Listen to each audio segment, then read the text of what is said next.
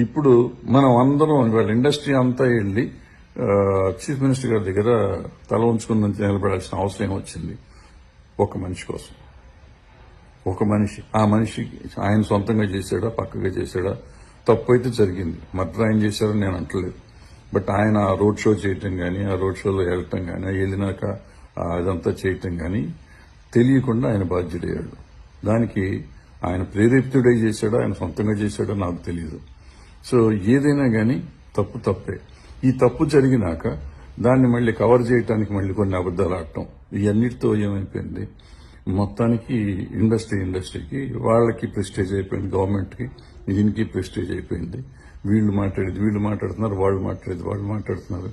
Ultimate గా industry పెద్దలందరూ వాళ్ళు వెళ్ళి అక్కడ కూర్చోవాల్సిన పరిస్థితి వచ్చింది. దీన్ని కాంప్రమైజ్ అంటాము, లేదా తల వంపులు అంటాము, లేకపోతే ఏమంటామో తెలియదు. ఒక మనిషి కోసం, ఒకళ్ళ ఈగో కోసం మనం ఇంతమంది తల వంచాల్సిన అవసరం వస్తుంది.